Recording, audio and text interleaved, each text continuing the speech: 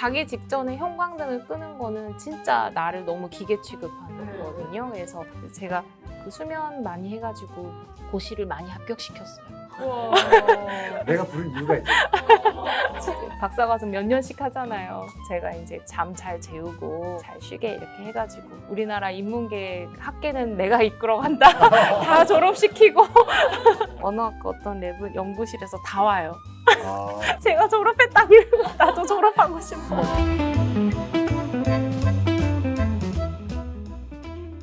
안녕하세요. 서울대학교 의과대학 법학교실 유성호입니다. 오늘은 좀 여러분께 소개시키고 싶은 책과 또 내용이 있어서 저희 대학교 정신과의 김은영 교수님을 모셨습니다. 안녕하세요. 안녕하세요, 인사 좀 교수님. 부탁드립니다. 네, 서울대학교 의과대학에서 일하고 있고요. 현재는 서울대학교에서 우리 학생과 교직원 주로 진료하는 정신과 전문의 김은영이라고 합니다. 반갑습니다. 네, 안녕하세요. 제가 사실 김은영 선생님 오시기 전에 어떻게 소개했냐면 딸을 낳고 싶으면 저렇게 딸이 되면 좋겠다라고. 너무 영광입니다. 아니. 그래서 왜냐면 제가 아주 예전부터 저희랑 같이 네. 옛날이지만 같이 일하고 그래서 볼 때마다 참 똑똑하고 멋진 사람이다는 생각을 많이 해서 이 선생님에 대해서는 오랫동안 그렇게 생각해 왔는데 최근에 책을 내셨어요. 이게 또 베스트셀러더라고요. 제목이 나는 왜 마음 놓고 쉬지 못할까? 마음의 기초 체력을 올리는 진짜 휴식의 기술. 네, 이렇게 된 거예요. 맞습니다. 이게 예스24에서 오늘의 책으로 선정됐다고 방금. 네, 감사하게도. 그래서 제가 좋아하는 김은영 교수님이 이런 책을 써서 어제랑 그제 열심히 읽어봤습니다. 거의 목침 이렇게 네, 네, 베개로 사용하거나 백과사전처럼 두꺼운 건 아니지만 꽤 두꺼운데. 살짝 벽돌처럼. 근데 처음에는 되게 이거 좀 두껍네 그러고 읽었는데 읽다 보니까 수수수 금방 읽었어요 저는. 감사합니다. 네, 그래서 내용도 여기에 또 되게 많은 선생님께서 그동안 임상에서 많이 치료하신 환자분들의 이해가 많이 들어오면서 어떤 부분은 저 같기도 하고 이 중에 또 어떤 부분은 제 아내가 고민하는 것 같기도 하고 네. 또 어떤 부분은 제 아들, 여기 교수 아들 얘기도 나오더라고요. 그래서 근데 이제 제가 이 제목이 마음에 들었어요. 나는 왜 마음 놓고 쉬지 못할까? 네. 이거 읽으면 전 국민 한 70%는 내 얘기인데 뭐 이렇게 할 것 공감을 같아요. 많이 하실 것 같아요. 그렇죠. 번아웃 그리고 뭔가 지친 사람이 어떤 증상이 나타나는가 네. 뭐 이런 것부터 시작해서 그러면 어떤 사람이 주로 이런 게 되는 건가? 뭐 완벽을 추구하는 사람이라든지 네, 완벽. 통제 규칙 이런 걸 좋아하는 사람이라든지 그래도 당신이 쉬어야 된다 이런 얘기가 나오다가 본격적으로 어떻게 하면 이걸 우리가 쉴 수 있는가 이런 내용을 총 3챕터인데 공감도 많이 되고 일종의 가이드라인처럼 네. 활용을 해도 되겠다. 아주 구체적으로 솔루션을 넣으려고 첫 부분은 이제 내가 정말 쉬어야 하는지 어떤 상태에서 휴식이 필요하다는 신호인지 일종의 번아웃 증상들이죠. 그거에 대해서 좀 설명을 했고요. 두 번째로는 사실 진료실에 정말 지쳤다라고 말씀하시면서 오는 분들이 정말 많은데 그 이유가 각자 다 다르시더라고요. 각자 다 다르게. 네네, 뭐 과로하시는 분도 있고 별로 하는 일이 없는데도 그냥 계속 지쳐서 쉬어도 회복이 안 된다는 분들도 있고 찔리신 분들 저도 네. 잠깐 찔리려다. 네. 뭐 쉬어도 되게 개운하지 않다는 분들도 있고 어떤 식으로 이 지친 상태를 좀 회복시켜야 될지 정말 모르겠다 이런 분들 많아서 그런 분들 정말 많이 만나신 거죠? 엄청 많이 와요. 그러면 그런 환자들 얼마나 많이 만나신 거예요? 서울대에서 일한 지가 한 6년 정도 됐는데 이제 서울대 학생들이나 교직원들이나 교수님들 자체가 대부분 완벽주의적이고 굉장히 이 기대나 목표치가 높고 실수나 실패를 굉장히 두려워하고 정말 잘 못 쉬는 분들이 많아요. 왜냐하면 초기 성인기 이전에 청소년기나 그 이전부터 굉장히 성취지향적으로 살아오신 분들이 많아서 실제 잘 쉬고 잘 즐기고 자연스럽게 놀고 이런 경험 자체가 부족한 분들이 굉장히 많더라고요. 그래서 이제 서울대에서 근무하고 난 이후로는 거의 이제 이게 번아웃인지 아니면 우울증인지 불안장인지 헷갈린다고 하시는 분들, 쉬고 싶은데 어떻게 쉬어야 될지 모르겠다고 하시는 분들, 이런 분들을 대부분 많이 만났죠. 진료실에 오시는 분들 중에 거의 70~80% 이상 그런 비슷한 문제로 오시는 것 같아요. 오히려 우리가 흔히 얘기하는 엘리트 집단이 오히려 그 번아웃이나 우울증이나 어떤 이런 심적인 문제를 많이 겪는 경향이 그렇죠. 있군요. 네, 대부분 완벽주의적인 분들도 많고요. 어렸을 때부터 굉장히 이제 놀고 싶거나 좀 즐기고 싶은 욕구를 그 통제하면서 공부하거나 뭐 다른 거에 몰두한 경험, 음. 또 그걸 통해서 성취를 한 경험이 생애 초기에 있기 때문에 그게 너무 강렬한 거군요. 네, 그렇게 하지 않으면 이제 더 이상 성취가 없을 것처럼 생각하시는 분들이 많아요. 그래서 이 책을 읽다 보니까 진짜로 이게 쉽게 문제가 되는 분들이 있더라고요. 그러니까 방금 말씀하신 것처럼 완벽주의 성향이 있는 사람, 네, 통제와 규칙에 집착하는 사람, 네, 바쁠수록 일하는 걸로 스트레스를 해소하는 사람들, 네, 그 다음에 일로 낮은 자존감을 방어하시는 분들도 네. 많고, 나는 바쁘잖아 이러면서 뭔가 갈등이나 뭔가 일이 많을 때 이걸로 책임을 회피하는 걸로. 부정적인 뭐 어. 갈등 상황이 있을 때 그냥 음. 일하면서 그 갈등 상황을 피하고 부정적인 감정을 좀 덮어놓는 분들이 있으시죠. 근데 한 가지 조금 이해가 안 가는 게 일로 스트레스를 푸는 일벌레들이 있잖아요. 네, 이게 왜 안 되는 거예요? 일로서 스트레스를 난 풀어 뭐 이런 분들도 유튜브에 가끔 나오고 그러는데 그런 네, 분들도 근데 번아웃을 느끼기도 하나요? 그렇죠. 일하는 것 자체가 몸과 마음을 좀 긴장시키는 일이기 때문에 음. 우리가 이제 건강하게 살아가려면 좀 몸과 마음이 긴장되고 각성된 상태로 어떤 일에 집중을 했다가 자연스럽게 몸에 이제 긴장도 풀고 마음도 좀 이완하는 이 리듬을 타야 건강한 게 유지가 되는데 이제 긴장을 풀지 못하고 어떤 일을 끝나고 짧게 휴식하고 또 다시 또 긴장 상태로 일을 하고 이런 만성적인 긴장 상태가 지속되다 보면 뭐 여러 가지 스트레스 호르몬이 항상 과도하게 많이 분비가 되게 되고 그로 인해서 우리는 이제 인간이기 때문에 한계가 있잖아요. 몸과 마음의 한계가 있는데 계속 스트레스 호르몬이라든지 몸과 마음의 긴장 상태가 지속되다 보면 그로 인해 여러 가지 신체적인 문제들이 나타나게 되죠. 만성 피로도 그렇고요. 그러니까 일하는 네. 걸로 스트레스를 푼다는 건 사실은 어불성설인 거예요. 그렇죠. 살짝 일하는 걸로 스트레스 푸는 분들은 보통 일이 끝날 때 성취감을 그렇죠. 강하게 이제 도파민 쫙 프로젝트 따냈어. 네네. 이제 그런 음. 것들을 추구하는 건데 일로 스트레스를 푼다고 해도 그 과정이 항상 즐겁지만은 않고요. 계속 긴장 상태가 있고 일 끝나고 성취감을 느끼는 건 사실 좀 잠깐이고 사실 만성적인 긴장 상태가 지속된다고 봐야죠. 그런 분들은. 여기 책에도 쓰셨지만 만성 스트레스를 갖고 이미 네. 쥐실험이 20세기 초에 이미 네. 돼 있더라고요. 네, 네, 맞습니다. 보니까 처음에 1단계, 2단계, 3단계가 있고 3단계는 죽음 좀 끔찍하지만 네. 1단계는 보니까 만성 위염이라든지 네. 몸이 붓는다든지 이런 네. 거더라고요. 여러 가지 스트레스성 신체 증상들이 나타나죠. 계신 분들이 다 조금 스트레스 받으면 속이 쓰리고 몸이 좀 붓고 그러지 않나요?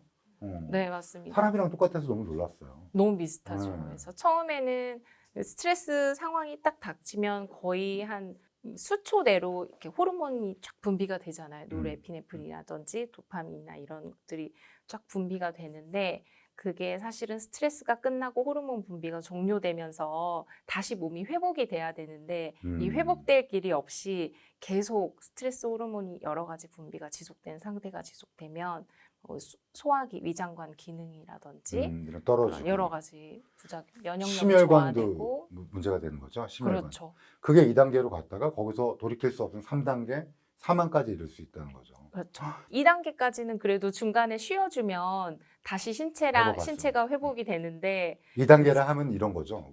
소화기 증상이라든지 뭔가 뭐 가슴이 빨리 뛴다든지 신체 증상이 있으면 그땐 쉬어줘야 된다는 거죠. 그렇죠. 네. 그러면 다시 회복이 될 수 있는데 고강도의 스트레스가 몇 개월 이상 만성적으로 지속되면 이제 몸과 마음이 완전히 탈진 상태에 빠져서 다시 안락하고 편안한 환경에 갖다 놔도 회복이 안 되고 사망에 이르르더라.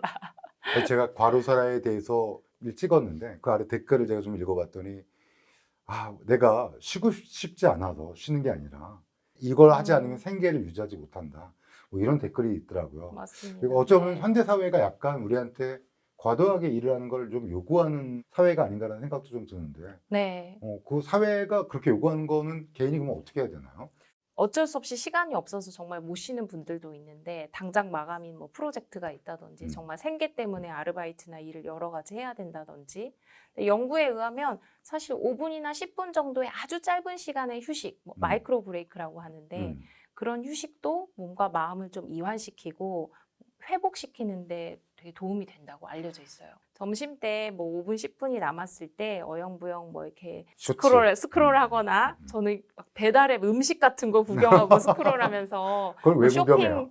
쇼핑이야? 요새 배달앱 구경 많이 하지 않나요? 배달앱에 뭐 먹을까 하면서 한 5분, 10분 보고 아, 그래요? 네. 아, 네. 그 스크롤링이라고 하는데 뭐든지 이렇게 계속 스크롤하면서 어영부영 보내지 않고 그 시간이라도 확실하게 이완을 하거나 아니면 내가 조금 느끼고 싶은 뭐 긍정적인 감각. 저는 이제 산책을 하기도 하고 뭐 향이 좋은 차를 마시기도 하고 그러는데요.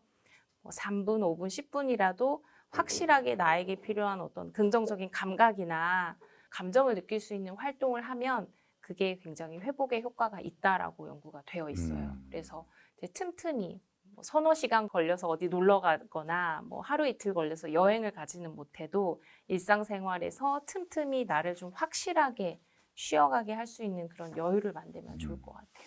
제가 이 책을 읽다 보니까 되게 마음에 한 게 그래도 휴식 시간을 만들 수 있는 방법을 예를 들면 전자기기에서 뭐 알림을 좀 맞아요, 끈다든지. 맞아요. 네. 그거 좀 얘기해 주세요. 이게 뭐 중간에 메일이나 메시지라든지 어떤 알림이 오면 주의가 굉장히 분산되잖아요. 그래서 그거에 답을 하거나 이것저것 일 처리를 하고 다시 원래 하던 일로 집중을 하려면 실은 돌이켜 생각해 보면 중간중간에 일 처리하는 게 뭐 1분 걸리고 5분 걸리고 이렇게 짧게 걸려도 주의가 한번 전환이 됐다가 다시 돌아오는 시간이 훨씬 더 많이 걸리기 때문에 5분짜리 일 처리를 하는데 중간에 20분 정도는 굉장히 주의력이 떨어지거든요. 그러면 결과적으로 일의 효율성도 낮아지게 되고 그러면 사실 그 시간들이 다 여가 시간을 좀 갉아먹는 시간들이어서 그 여러 가지 디지털 기기 때문에 생기는 시간이 이렇게 분절되는 거, 조각조각 나는 거를 최대한 막는 게 되게 필요한 것 같아요. 그래서 한 2시간 정도 알람을 아예 꺼놓는다든지 메일을 좀 주기적으로 확인하는 시간을 아예 만들어서 한 번에 조금 확인을 한다든지 넓게. 시간이 조각조각 나는 그 부분이 일상에서 언제인지를 좀 확인하고 조각조각 나지 않도록 좀 스케줄을 해보는 게 좋을 것 같습니다. 이 책에서는 일단 첫 번째 진단, 네. 내가 진짜 만성 피로인가를 진단하는 네. 것부터 써주셨는데 여기 보니까 번아웃이나 아니면 어떤 안 좋은 상황에 놓이게 되면 일단 만성 피로, 아까 말씀해 주신 거 네. 만성 피로에 시달리게 되고 또 감정 조절이 잘 안 된다고 맞습니다. 근데 감정 조절 안 되는 사람들 많잖아요. 그러니까 다들 스트레스에 스트레스에 스트레스가 반응인 거죠? 많아서 우리 왜 가족들이 갑자기 집에 갔는데 부모님이 막 화내고 좀 짜증내면 무슨 일 있나? 이렇게 생각하잖아요. 요즘 스트레스 많이 받았나? 잠을 좀 못 잤나? 몸과 마음에 많이 과부하가 왔을 때, 좀 스트레스에 노출이 됐을 때 감정 조절이 어려워지고 뭐 분노 조절이나 과소비를 한다든지 이런 충동 조절이 어려워지고 과민 반응한다고 하죠. 사소한 일에 짜증이 쉽게 나거나 또 사소한 일에 눈물이 쉽게 나거나 하는 게 되게 흔한 증상이고요. 그런 것 때문에 내가 우울증인지 아니면 번아웃인지를 물어보러 오시는 분들이 정말 많아요. 만성 피로. 네. 두 번째가 그 감정의 조절이 좀 어려워지는 거. 세 번째가 좀 이게 재밌었는데 냉소주의와 고립이에요. 네. 근데 사실 유튜브 보면 댓글에 굉장히 냉소적으로 다시는 분도 많고. 많죠. 그다음에 유튜브 영상 중에 친구 다 필요 없다. 네, 맞습니다. 인간은 어차피 혼자 산다. 네. 이렇게 되게 회의적인. 회의적인. 그것도 그러면 일종의 번아웃과 같은 건가요? 그렇죠. 스트레스가 오래 지속되면 둘 중에 하나라고 생각하시면 돼요. 감정적으로 너무 과잉 반응하고 예민해지거나 아니면 감정적으로 굉장히 둔해집니다. 감정을 안 느끼려고 하고 차단하고요. 그래서 과잉 반응하게 되는 게 불안이나 우울의 증상으로 나타나고 감정적으로 둔해지는 게 타인에게서 감정적인 자극을 받는 걸 굉장히 힘들어하고 그러니까 타인과의 관계 자체가 스트레스풀한 거라고. 네, 예를 들면 뭐 이제 친구가 나 요새 이런 것 때문에 힘들었어 하면 보통의 제가 좀 여유가 있고 좀 건강할 때는 무슨 일이 있었어 정말 힘들었겠다라고 이야기해 줄 수 있는데 많이 지쳐서 냉소적이고 좀 번아웃이 된 상태에서는 사람 다 그렇게 살지. 뭐 어쩌라고. 너만 그런 거 아니야. 뭐 말해서 뭐 나한테 어쩌라고. 말한다고 뭐 해결이 돼? 얘기하시니까 되게 무섭네요. 네. 그렇게 이제 냉소적으로 네. 속으로라도 생각을 네. 하게 되고 타인한테도 기대를 안 하게 되고 이제 더 사실은 문제는 자신에게도 굉장히 냉소적이 돼요. 그래서 내가 해봤자 뭐 변할 게 있겠어? 난 평생 이렇게 살다가 결국 죽게 되겠지. 자기에게도 기대를 안 하고 타인에게도 기대를 안 하고 그래서 타인이 어떤 감정적인 자극을 줄 때 굉장히 그거를 싫어하죠. 감정적으로 관여하고 싶어 하지 않고 공감 능력도 떨어지고 특히 좀 남성분들이 번아웃 되면 이런 양상을 보는 경우가 많아요. 그래서 요새는 사람 만나는 게 좀 싫다. 혼자 있고 싶다. 어떤 자극을 받고 싶지 않다. 그래서 대인 기피가 걸렸다라면서 또 찾아오시죠. 이 책에 보면 또 거절하는 법에 대해서도 좀 잘 나와 있어갖고 네, 시간이 특히 없다고 생각하시는 분들이 진료실에 되게 많이 오시거든요. 근데 진짜 시간이 없는 거 사람도 정말 있죠. 뭐 특히 육아하시는 분, 워킹맘들은 제가 이렇게 보면은 시간이 너무 없어서 뭐 밤에 11시에 줌으로 학생들 지도도 하시고 뭐 새벽에 4시에 깨서 논문을 쓰시고 이런 식으로 도저히 뭐 쉴 시간이 없다. 어떻게 해야 될지 모르겠다라고 많이 찾아오긴 하더라고요. 그래서 근데 그런 어쩔 수 없는 요인도 있는데요. 그런 분들의 또 특성을 보면 굉장히 많은 이제 좀 과도한 책임감을 항상 느끼면서 거절을 잘 못하는 특성이 있으세요. 남들이 해야 될 일까지 본인이 이제 책임감을 느껴서 일을 좀 떠맡는다든지 그래서 거절을 왜 못하는지를 보면 가장 큰 이유 중에 하나가 타인에게 상처를 줄 것 같아서 내가 거절하면 좀 나쁜 사람으로 보일까 봐 뭐 실제 타인에게 도움이 되고 싶어서 여러 가지가 이유가 있는데 자기가 무엇을 하고 싶은지 나에게 우선순위가 뭔지를 잘 모르는 경우에도 거절을 못하세요. 예를 들면 뭐 제가 거절 잘 못해요. 교수님 진짜. 그러신 것 같아요. 네. 제가 여기 출연 요청하는데 바로 말씀해 주시고 아니, 그건 아닌데 그건 김은혜 교수님이니까 당연히 뭐 그거고 네. 되게 거절 잘 못해요. 어떻게 해야 돼요, 그러면 진짜? 내가 일단 나에게 중요한 게 뭔지 내가 나한테. 무엇을 원하는지를 알아야 되는데 예를 들면 주말에 나와서 일을 좀 하는 게 어때? 주말에 뭐 이사하는 거 도와줄 수 있어? 예를 들면 이런 요청이 들어왔다. 근데 내가 주말에 무엇을 하고 싶고 나에게는 휴식이 필요하니까 나는 그 주말을 어떻게 보내고 싶고 이러한 강한 생각이 없으면 그런 요청을 들었을 때 딱히 주말에 할 일도 없고 내가 도와주면 저 사람한테 큰 도움이 되겠지라고 생각해서 그냥 그 요청을 수락을 하게 되거든요. 그러면서 이제 내가 주말에 도와주면 상대방은 아주 고마워할 거야. 이건 착한 일이야 이러면서 좀 합리화도 시켜주고요. 그래서 이 거절을 잘 하려면 내가 그 시간에 그 순간에 무엇을 하기를 원하는지 나의 욕구, 나의 계획 이런 우선순위에 대해서 확실하게 내가 자각을 하고 있어야 될 것 같아요. 그런 게 없으면 딱히 할 일이 없는데 도와주자. 뭐 거절할 이유가 없으니까 거절을 안 한다. 이렇게 생각이 진행이 되고요. 저도 그래서 한 2, 3주 뒤에 시간이 네. 있겠지 그때쯤 아. 하고 많이 오케이 해요. 근데 네. 2, 3주 뒤면 그때 또 바빠요. 계속. 맞습니다.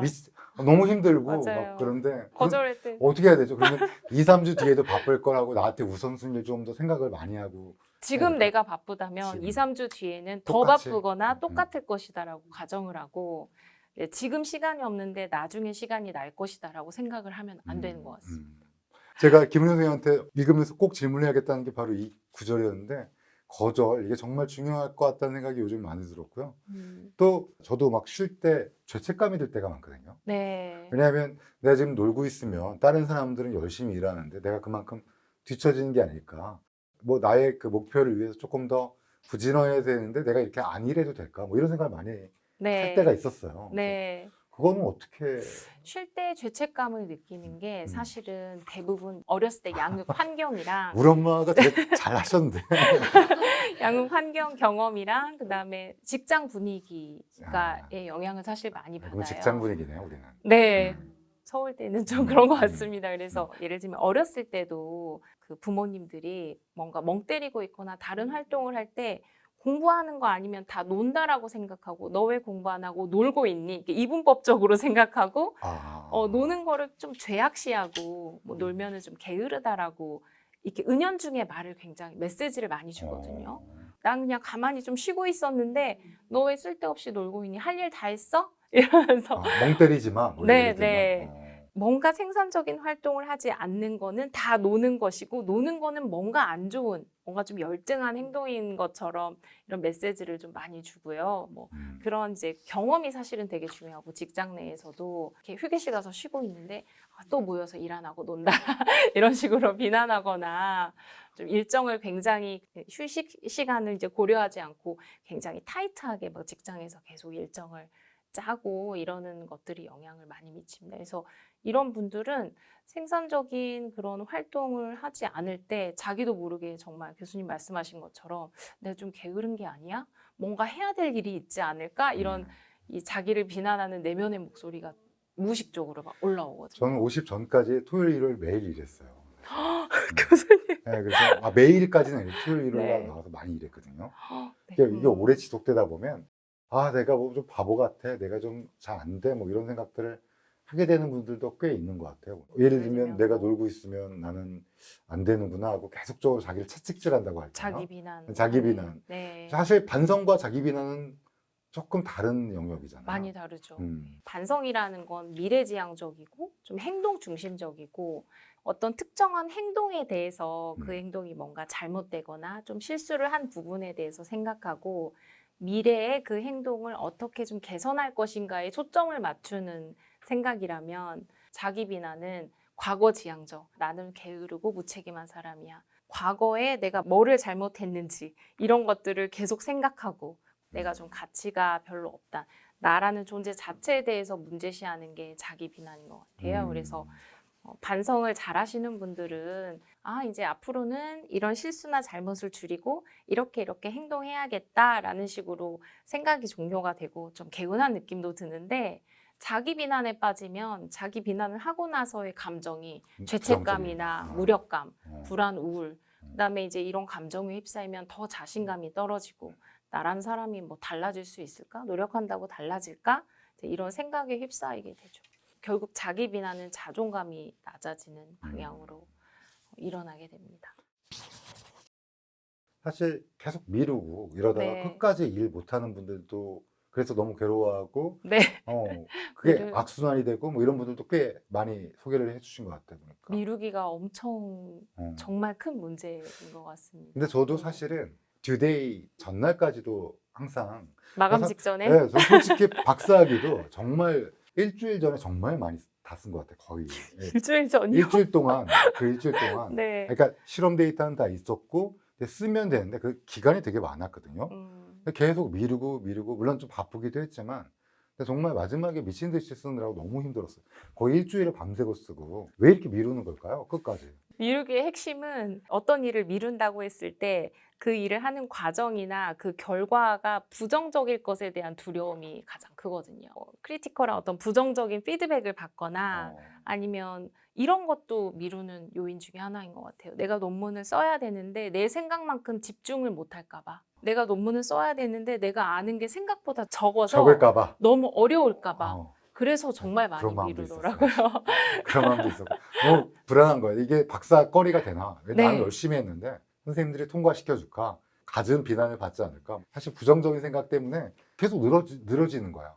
아마 네. 그랬었나 봐요. 뭐 어차피 공부해도 좋은 학점을 받기 어렵다든지 어차피 이걸 써도 뭐 결과가 내 기대치에 못 미칠 거야라는 생각 때문에 아예 포기해버리거나 미루는 경우가 정말 많더라고요. 그럼 어떻게 해야 돼요? 그럴 때는?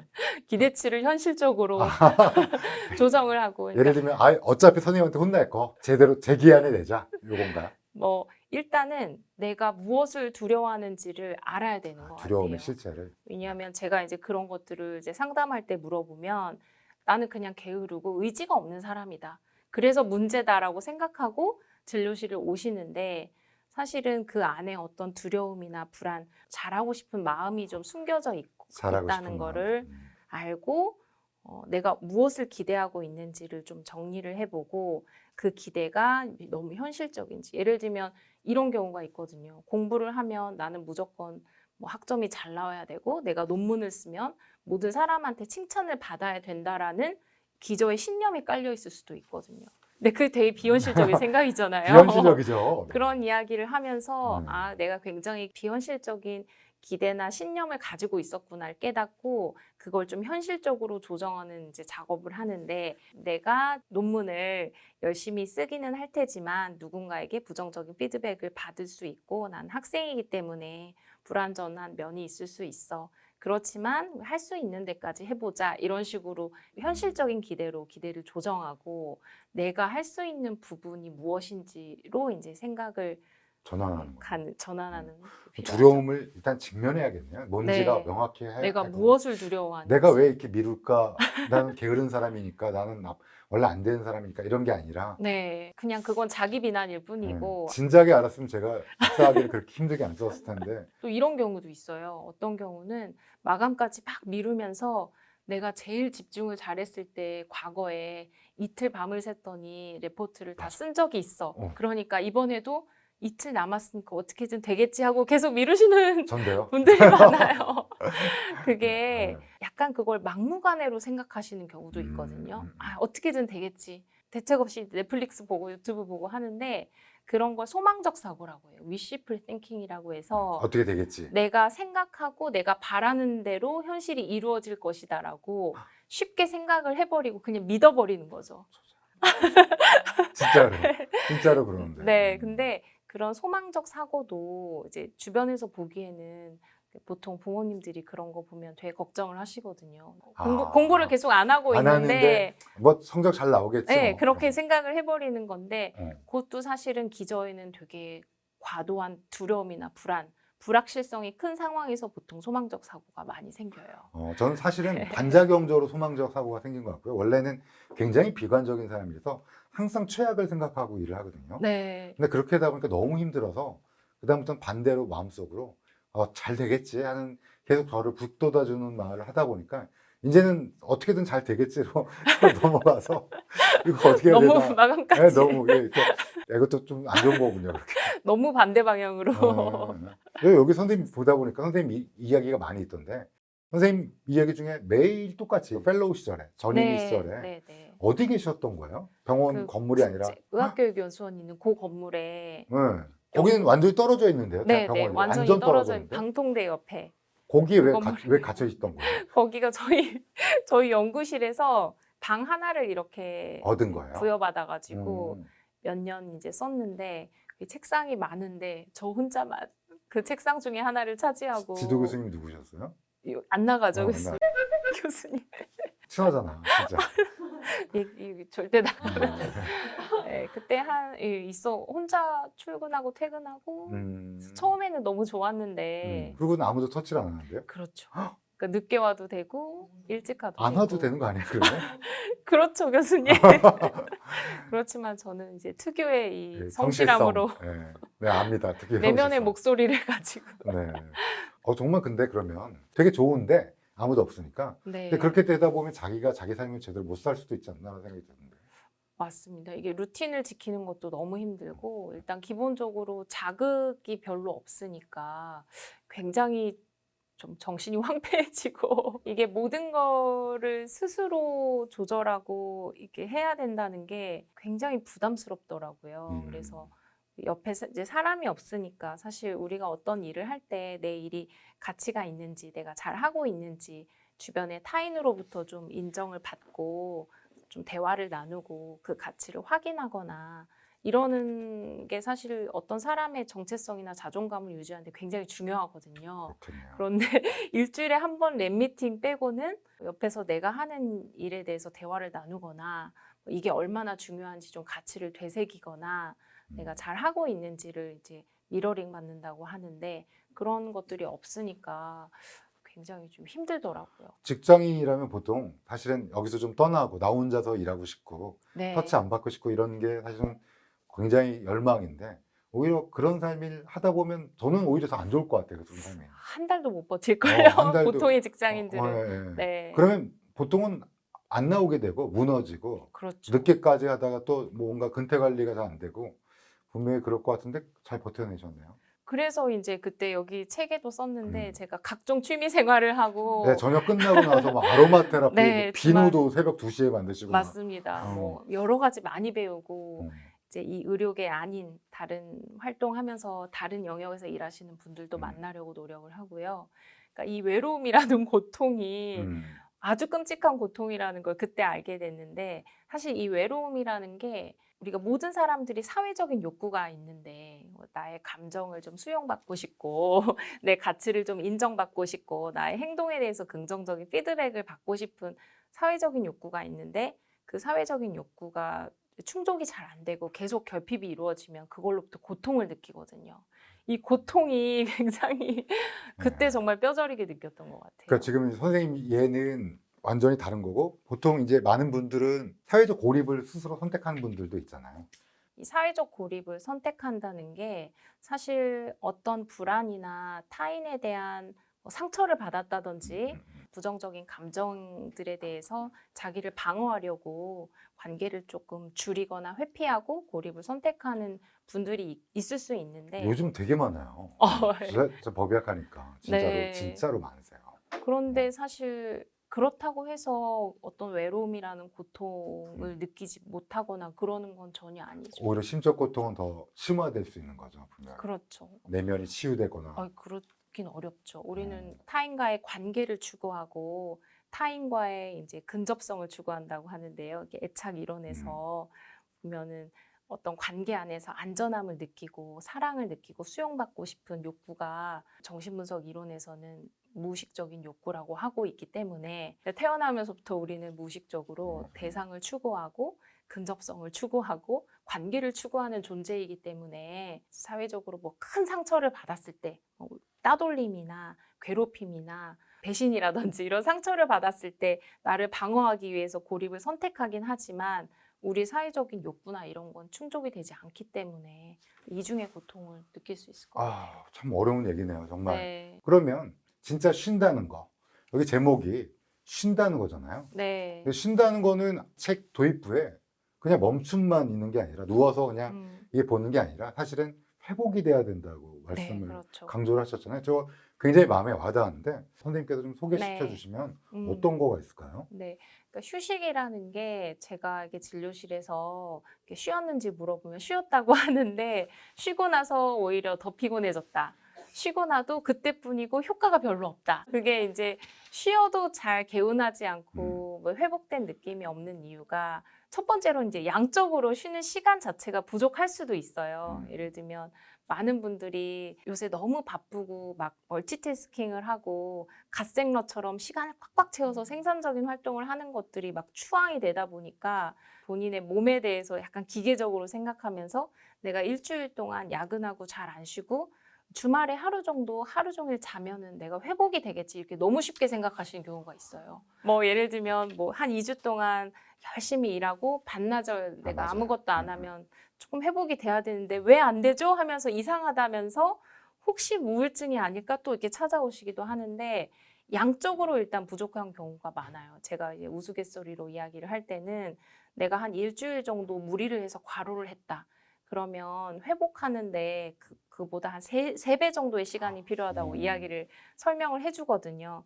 내가 이제 열심히 뭐 갓생러처럼 하는 걸 100%를 에너지를 썼다고 생각하면 이제 평상시 일할 때는 7, 80%의 에너지로 일을 하라고 말씀을 드리고 100% 쓰지 말고. 100% 쓰면 안 되죠. 이거 태우는 거죠. 그래서 만약에 근데 우리가 뭐 마감이 있거나 아니면 뭐 한 3개월짜리 프로젝트를 하거나 뭐 여러 가지 일 때문에 몇 개월 정도 막 110, 120을 오가면서 계속 일을 하는 경우가 있잖아요. 있죠. 그러면 저는 한 달 정도 그렇게 일을 하면 3개월 정도는 에너지를 한 5, 60% 정도 쓰면서 굉장히 일하되 조금씩. 그렇죠. 느슨하고 여유롭게 하면서 몸을 회복하는 기간을 가져야 된다고 이야기를 해요. 쉴 땐 확실히 쉬어야 되는 거네요. 그렇죠. 제가 이제 많은 경우에 바쁘게 일하면서 잘 쉬지 못하고 힘든 지 얼마나 됐어요 하면 2년 정도 됐대요. 그럼 좀 쉬어야죠. 맨날 목도 붓고 뭐 두통도 생겼다가 사라지고 막 근육통도 있고 관절통도 있고 어떤 분은 만성 피로 증상이 심해서 막 목발 짚고 오신 분도 계셨거든요. 실제로 근골격계 문제가 없는데. 없는데요. 만성 피로 증상 때문에. 그래서 그런 분들은 사실은 솔직히 말하면 6개월 이상을 휴직하고 쉬라고 하고 싶은데 근데 사실 그렇게 못 하잖아. 그렇죠. 못하죠. 근데 그래서 뭐 한 하루 이틀 정도 쉬고 나서 전혀 회복이 안 됐어요. 이렇게 이제 오시거든요. 절대 양이 부족한 경우가 있고. 그런 경우가 이제 많은 경우 있고 질적으로도 정말 나를 회복시키는 휴식을 가졌는지를 한번 알아봐야 되는데 예를 들면 내가 너무 무기력하고 처질 때 하루 종일 잠자거나 아무것도 안 하는 식으로 쉬면 몸이 더 처지고 막 두통이 생기거나 그럴 수도 있거든요.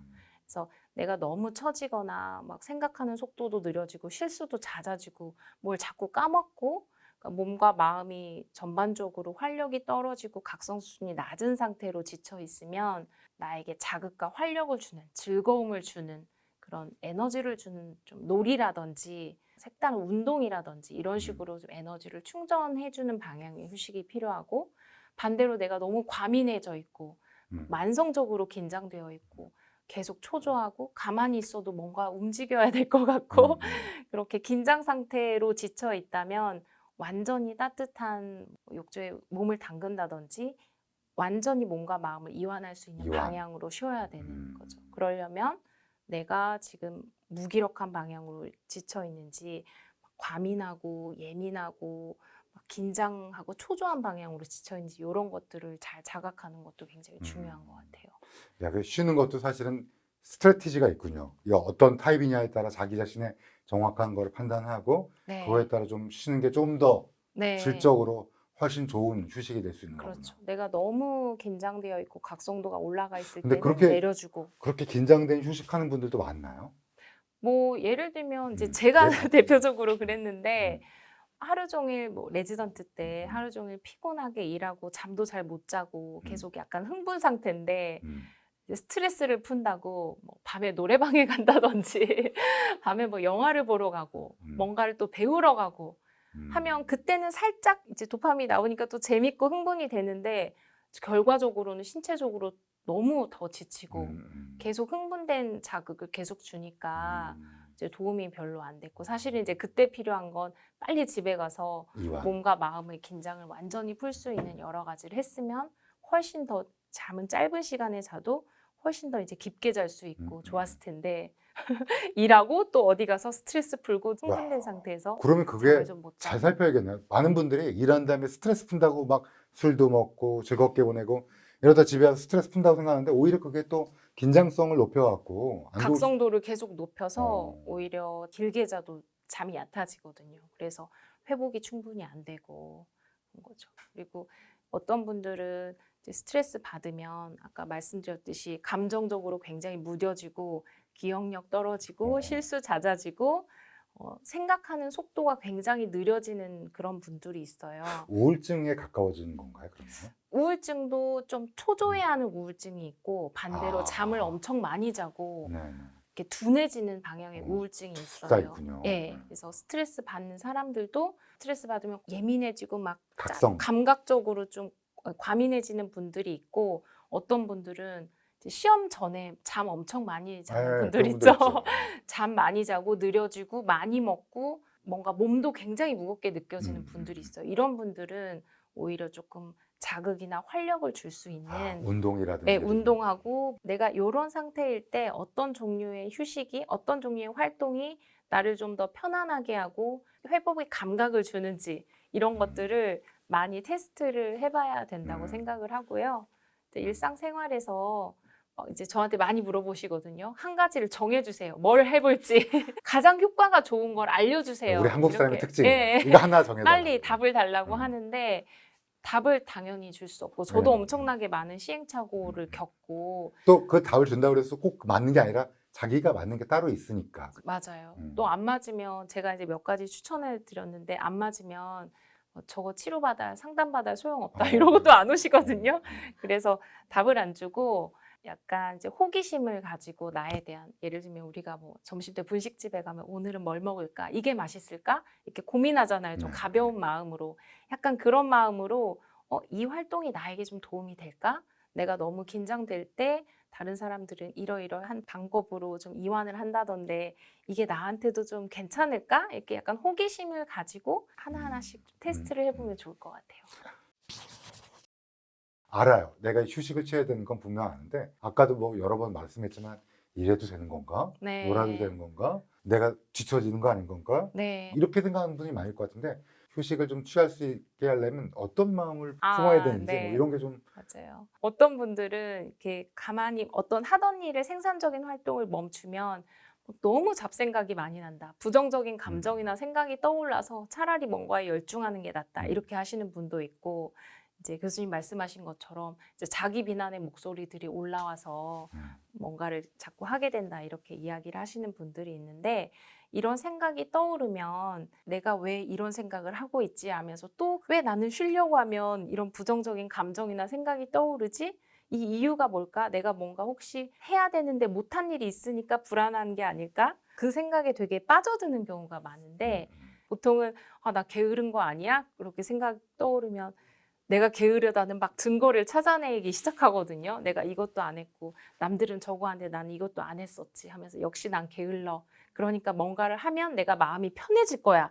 이렇게 생각을 하는데 그게 아니고 그거를 약간 멀리서 떨어져서 내가 그동안 너무 열심히 일만 하고 달려와서 아직 쉬는 게 익숙하지 않구나. 그냥 그 정도로 생각을 하시고 조금씩 연습을 5분, 1분, 30초, 1분, 5분이라도 편안하게 이완한 상태 아니면 좀 어떤 즐거운 감각을 느낄 수 있는 어떤 활동 안에 있다면 그 감각에 머무르도록 연습을 해야 돼요. 그러니까 이게 왜 가만히 있을 때 부정적인 생각이나 죄책감이 떠오르냐면 우리 뇌가 그렇게 어렸을 때부터 학습을 해서 그런 건데 그렇군요. 예를 들면 우리가 에스컬레이터 같은 거 타다가 딱 그 내려서면 몸이 뒤로 쏠리는 느낌 있죠.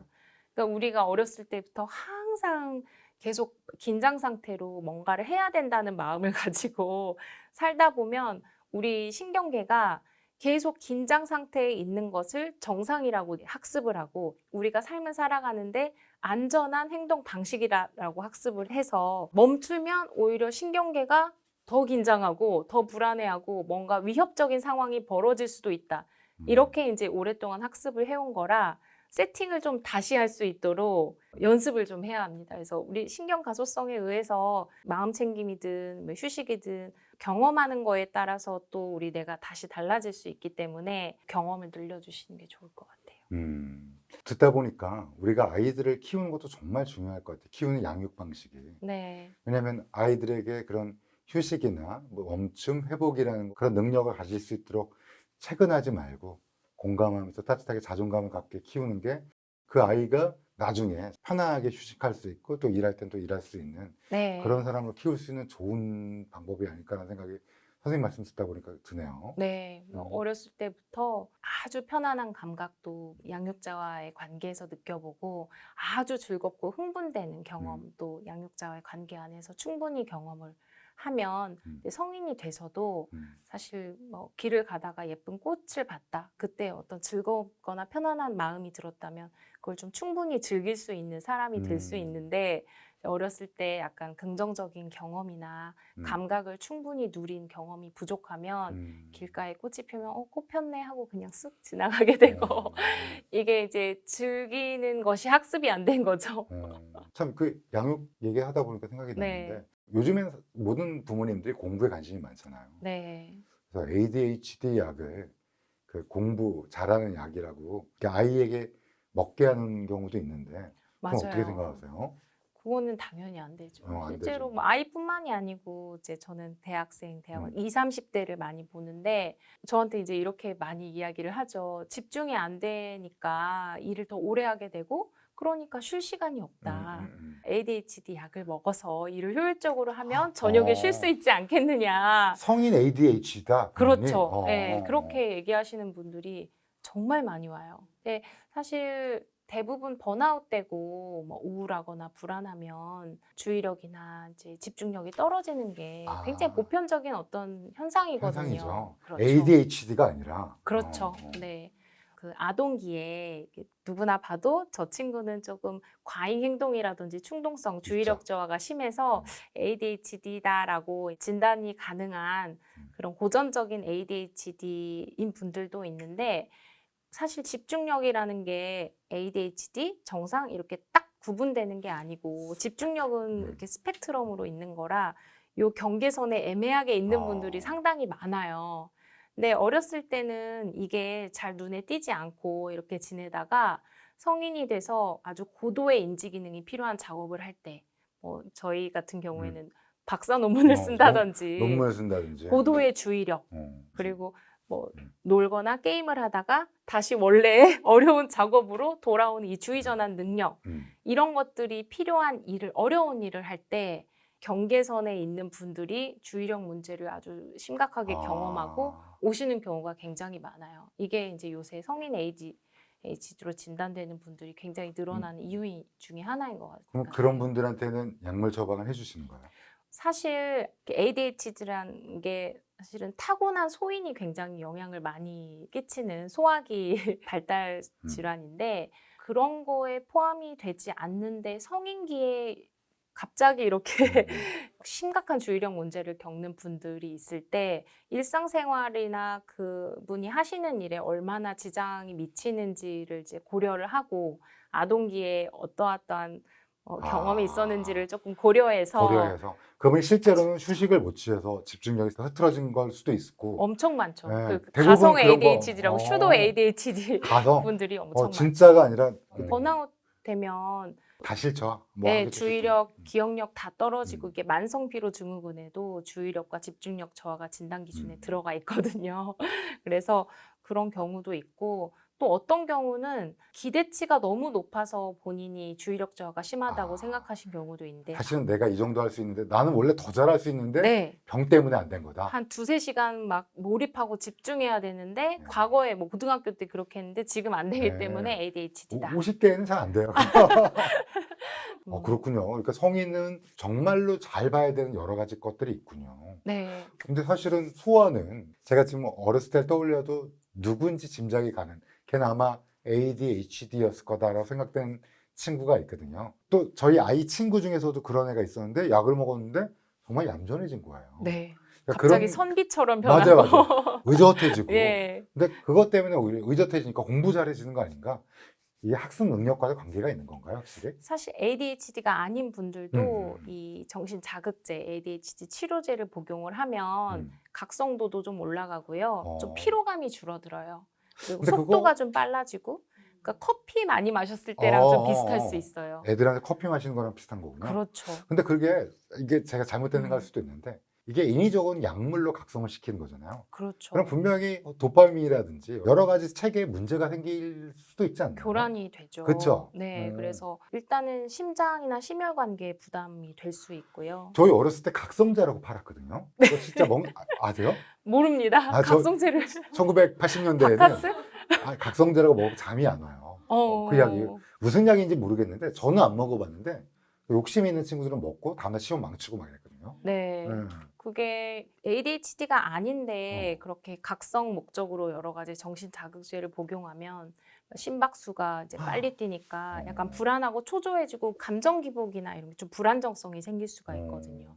그리고 그 정신 자극제가 작용하는 시간 동안에는 피로도도 좀 줄고 약간 머리가 좀 빨리 돌아가는 듯한 느낌이 있을 수 있는데 효과가 이제 지나가면 굉장히 좀 나른하고 더 피곤함을 많이 느낄 수도 있어요. 갖다 쓰는 거군요. 네, 미리 갖다 에너지를 과몰입했다가 완전히 소진된 느낌이 좀 들 수가 있는 거죠. 그러면 쉽게 먹는 약은 아니고 절대 딱 진단으로 ADHD 진단의 치료 목적인 거는 분명한데 그 이외의 목적일 경우에는 정말 신중히 그렇죠. 그리고 주의력이 이제 각성이 되기는 하는데 주의력이 조금 엉뚱한 방향으로 좋아질 수도 있는데 예를 들면 컴퓨터 화면에 인터넷 창을 한 6, 7개를 켜놓고 동시에 보는 그런 느낌으로 오히려 더 산만해질 수도 있어요.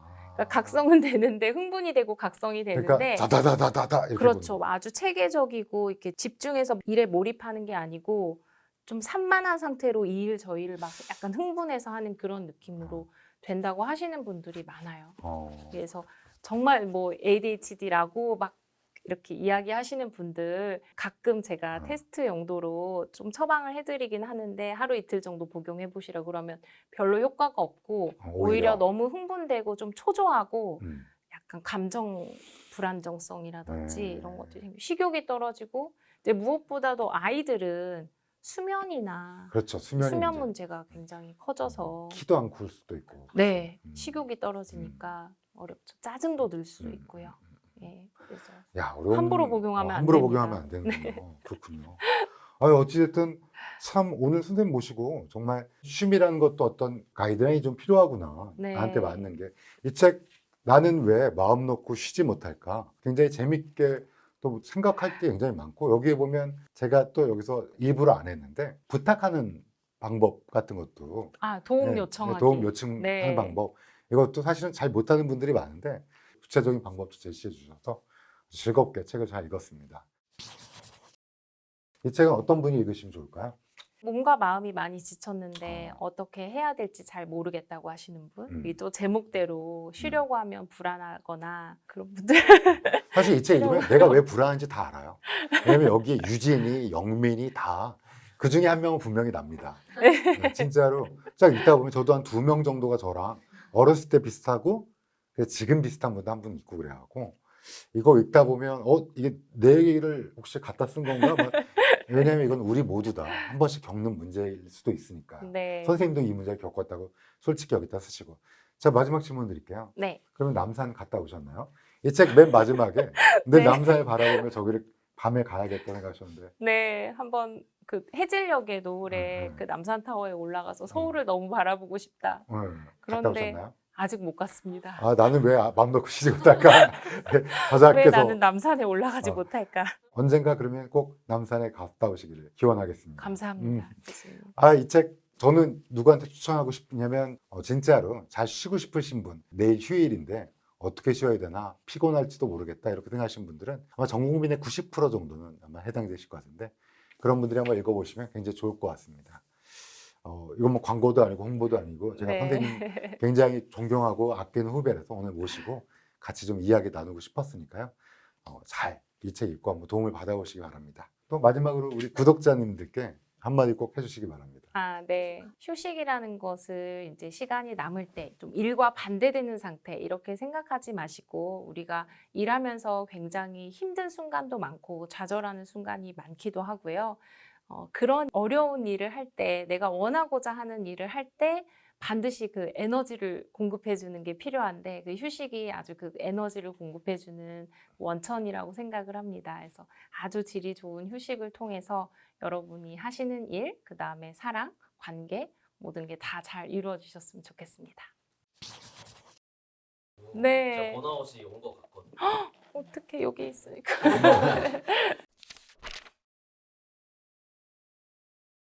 일단은 수면이 제일 중요한 것 같아요. 일단은 수면. 왜냐면 제가 번아웃 된 분들 정말 많이 만나봤는데 한 3, 4년 정도 되게 우울하고 항상 피곤함을 호소하시고 처져 있고 의욕도 떨어지고 이런 분들이 수면 사이클이 굉장히 규칙적으로 잘 되었을 때 아주 다른 사람으로 태어난 것처럼 젊은 분들은 생체 리듬이 24점 몇 시간이어서 굉장히 신경을 쓰지 않으면 수면 주기가 뒤로 밀리거나 불규칙해지기가 쉬워요. 그래서 정신 똑바로 차리고 수면 각성 주기를 관리를 해야 되거든요.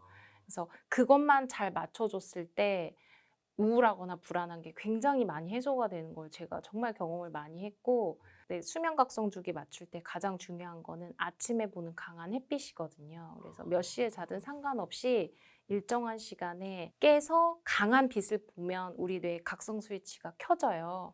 그러면 오전에 조금 각성된 상태로 기분이 좀 좋은 상태로 지낼 수 있고요. 또 일정한 시간에 아침에 빛을 보면 그로부터 한 14시간, 15시간 후에 우리가 충분히 수면 환경이 갖춰져 있으면 잠이 좀 잘 옵니다. 멜라토닌 분비가 확 되면서. 그래서 제가 이제 고시 공부하거나 좀 일을 많이 하시는 분들 항상 아침에 빛을 봐서 어떻게든 수면 일어나는 시간을 일정하게 하고 아침에는 빛을 봐라 이렇게 이야기를 많이 하거든요. 잠을 좀 많이 자야 되겠다고 해서 그냥 저녁에 침대에 일찍 들어가 눕는다. 아니면 피곤하다고 해서 하루 종일 누워서 수시로 눈을 감고 있는다. 이런 걸로는 잘 안 되고요. 밤에 잠을 좀 일찍 자려면 아침에 일정한 시간에 일어나서 빛을 많이 보는 걸 항상 추천을 해드립니다. 사실 잠만 잘 자도 인생이 좀 달라진 경우가 많아. 엄청 진짜로. 중요해요. 그리고 자기 전에 최대한 이완을 해야 음. 그 잠의 깊이가 깊어지거든요. 그래서 자기 직전에 뭐 족욕도 좋고 유튜브 보는 건 어때요? 안 좋죠. 유튜브는 제가 이제 대면 여러 톡 가지를 빼고. 해봤는데 제가 불면증이 되게 심했어가지고 20대 때 그래서 저는 자기 전에 어려운 책 봐요. 교수님 책도 최근에 네. 이번 노트도 보고요. 네. 확실히 이제 어떤 미디어 콘텐츠를 보면 확실히. 계속 뇌가 자극이 되니까 잠이 굉장히 안 오고 자기 전에 좀 오디오북이나 뭐 라디오라든지 아니면 독서도 괜찮죠. 네, 살짝 네. 어려운 책으로. 네 어려운 책으로 자기 전에 뭐 맥주 한 잔이랑 아예 안 돼요. 안 술은 돼요. 절대 안 원래 돼요. 술은 절대 안 돼요. 자기 전에 완전히 이완된 상태로 있는 게 굉장히 중요한 것 명상 같아요. 테이프를 듣는다든지 아니면 잔잔한 음악을 듣는다든지 네, 여러 가지 뭔가 마음 나에게 맞는 챙기는, 방법으로 반야심경을 듣는 사람도 있고. 마음 챙김 명상 중에 또 바디 스캔이라고 있어요. 그거는 맞아. 몸을 좀 이완시키는 데 도움이 많이 되고 그래서 여러 가지로 테스트를 해보시고 이제 성인이 갖춰야 될 중요한 능력 중에 하나가 내가 너무 피곤하거나 지쳐 있을 때 나에게 활력을 주고 너무 긴장되어 있을 때 나를 이완시키는 방법으로 좀 능동적으로 나를 조절할 수 있는 능력을 이제 놀이 능력이라고 하는데 그 능력을 갖추는 게 뭐 어떤 일에 있어서 전문성을 갖추는 거라든지 좋은 친밀한 관계, 뭐 연애라든지 이런 것들을 하는 것만큼이나 이 놀이하는 능력, 휴식하는 능력을 갖추는 게 굉장히 중요한 것 같아요. 오늘 진짜 그 쉬는 능력이 정말 중요하구나라는 네. 걸 많이 깨닫게 되는 것 같습니다. 혹시 주의가 산만할 때 백색소음 같은 거 틀어놓으면 도움 되나요? 예전에 MC 스퀘어 이런 거 아세요? 맞아. 그러면 진짜 도움 되는 거예요? 좀 도움 도움이 된다는 될 사람도 수도 있고 안 있어요. 되는 사람도 있고. 그래요? 그 뇌파에서 알파파 유도하는 여러 가지 뭐 모차르트 음악 이런 거 엄마들이 틀어주잖아요. 애들 머리 좋아지라고 그런 것들이 좀 그 뇌파를 안정시키는데 좀 도움이 될 수 있어요. 뇌가 좀 학습을 할 수도 있어서 저는 이제 논문 쓸 때 엄청 느린 음악 듣거든요. 그걸 좀 몇 번 하다 보면은 그 음악 틀면은 저절로 이완이 돼요. 바로 집중 모드가 돼요. 파블로프의 개. 약간 그렇게 학습을 시켜요. 저는 이번 책은 이거 들으면서 한다 그러면 이제 처음에 책 쓸 때 두려움이 심하잖아요. 아, 오늘 뭐 쓰지? 막 이렇게 내용 쓸 때. 그러면 특정 음악을 정해요. 그 일주일 동안 그것만 들으면 아, 이거 하기 싫다. 막 어떻게 하지? 막 이번 내용은 뭘로 채우지? 막 오늘은 뭐 쓰지? 하다가 이거 그냥 딱 틀어놓으면은 바로 집중. 저는 좀 잘 되는 편이에요. 저희 애기도 제가 훈련시켜가지고 음악 틀어주면 바로 클래식 같은가요? 네 그냥 이렇게 학습이 되게 잘 되더라고요. 저는 가사가 없는 게 좋은 것 같아요. 가사 있으면 무슨 티기티기 뱅뱅 뭐 이런 거 헷갈리죠. 근데 우리나라는 사무실이든 아, 집이든 백색 전부 다 하얀 형광등이잖아요. 네. 그런 거가 뭔가 영향이 있을 수 있을 것 같은데. 이런 형광등이 이제 집중력에 좋다고 하잖아요. 근데 그거 정말 사람마다 다른 것 같아요.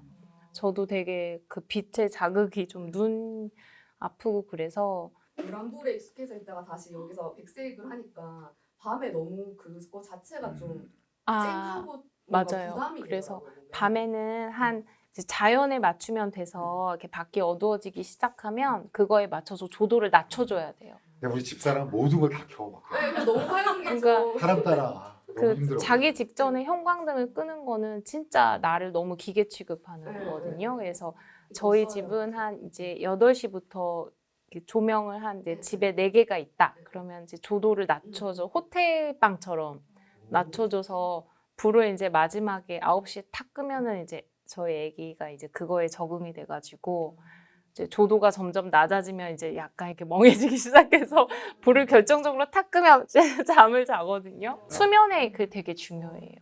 그 이완시키는데. 그래서 자기 직전까지 형광등에서 일하다가 이제 자야지 하고 12시에 불 끄면 잠이 안 오죠. 그러니까 다 막 이렇게 이거 하다가 자야지 그렇게 잠이 안 오는 거죠. 네, 한 8시부터는 조도를 상당히 낮춰놓고 생활을. 저는 이제 9시, 10시에 가면 이제 졸린다 하고 이렇게 좀씩 불을 낮추고 네, 네, 조도를 단계적으로 낮춰주고 아침에는 굉장히 환하게 10시에 딱 해주고. 누우러 가면 할아버지냐 이러면서 그 밤에 자꾸 늦게 자게 되면 아침에 좀 이른 시간에 강한 빛을 보는 게 좋고 그 빛을 보는 시간을 당겨야 되고 한 제 나이 때 되면 딱 24시간이 주기가 맞아져서 특별히 노력을 하지 않아도 일정한 시간에 일어날 수 있게 되는데 이제 50대 또 지나가면 멜라토닌이 너무 빨리 분비돼서 초저녁부터 졸리기 시작하거든요. 그러면 강한 빛을 오후 3시 이후에 이제 할머니 할아버지들 뭐 초저녁부터 잔다 그러면 그 빛 나오는 그거를 한 오후 3시 4시쯤에 이제 세게 하면은 수면 시간 뒤로 밀리고 비수를 조절하는 게 엄청 중요해요. 이 감정이나 수면 각성 주기 조절하는데 일단 제가 그 수면 많이 해가지고 고시를 많이 합격시켰어요.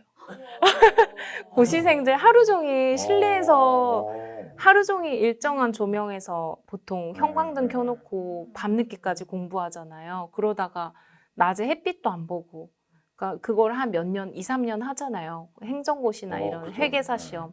그러면 애들이 수면이 엉망진창이 되거든요.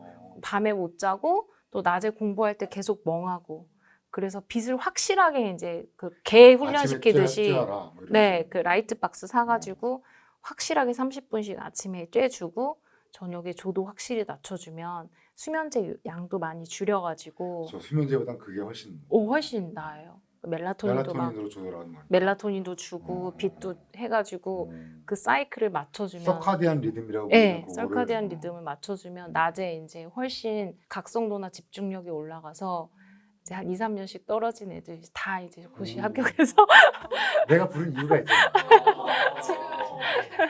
제가 그래서 이게 농담으로 인문대 박사들 있잖아요. 뭐 철학과 이런 애들 이제 박사 과서 몇 년씩 하잖아요.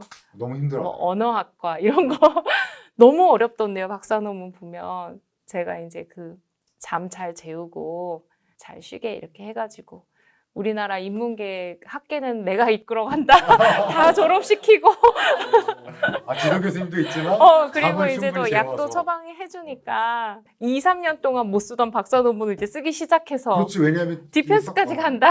이렇게 오 외국에도 내가 한창 할 때는 얘네 꼭 졸업시켜야 된다 막 이러면서 석사는 이거 그래서 박사는 이거 처방해주고 그거 인문계 애들은 정말 박사하는데 정말 오래 걸리고 힘들어. 너무 힘들어요. 그 제가 박사 논문 이제 봤거든요. 졸업할 때 하나씩 주는데 무슨 내용인지 하나도 그러니까 모르요 그래, 언어학 이런 이거도. 거는 언어학 어떤 랩은 연구실에서 다 와요. 아, 제가 졸업했다 그러고 나도 졸업하고 싶어. 수면. 집중이 너무 안 돼. 못하니까. 이제 오늘은 쉬면으니까 다음에는 수면으로 해야겠다 수면.